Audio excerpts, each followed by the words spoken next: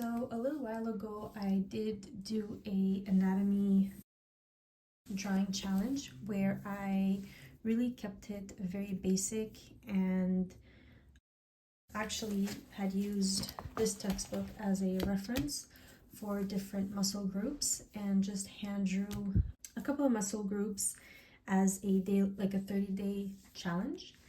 And I had a lot of fun doing that, and having the visual really did help.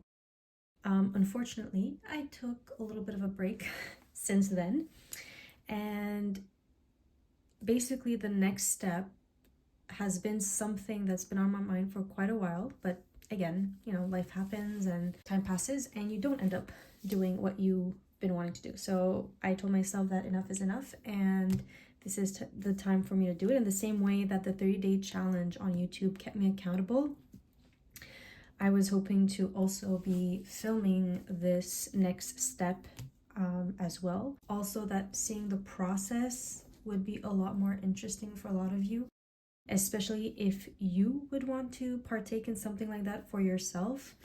And basically, I know I didn't say anything yet, but the next step would be for moving on from just the simple, muscle groups, and then move on to the joint structures.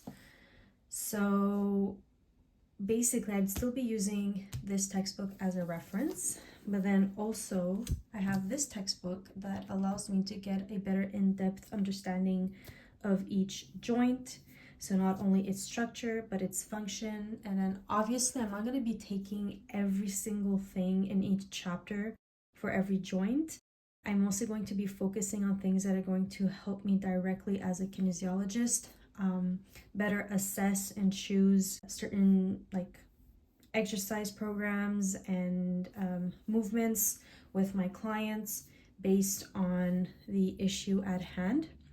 So again, this is not supposed to be, a class that I'm giving myself where I'm learning pure theory. It's really taking what I need from these references and creating something that is very practical for me. And so here comes in the tablet that I'll be using to create my little cheat sheet. I still don't know how I'm gonna call it, but for now let's just say the cheat sheet. And here's a little preview. Here's a little preview of me brainstorming this idea a couple weeks back. Clearly this is in no way what I'd be using, and it won't be looking anything like this. So if I zoom in here a little bit, I just started scribbling. Oh, part of it even got erased. So obviously the shoulder joint is the one that I'm going to be starting with. And so I wrote scapula here, and then I wrote you're supposed to see it here, but I wrote the functions of the scapula. So it's like the type of movements that it can do. So elevation, depression, abduction, adduction, downward rotation, upward rotation. And then I drew the spine, as you can so clearly see. And then you've got a shoulder blade here. So you've got the posterior view, the anterior view. And then I just started kind of color coding the muscle insertion points and origin points. And I'm someone who's very visual.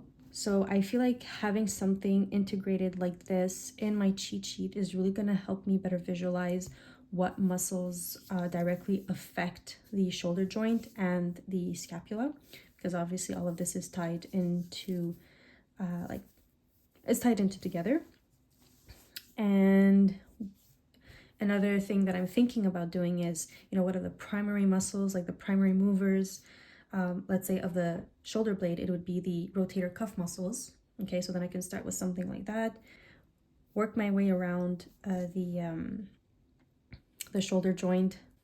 So this is what it ended up looking after I just brainstormed and got a whole bunch of ideas of what I would love to have in my practice. And it would be something that I would carry with me in my folder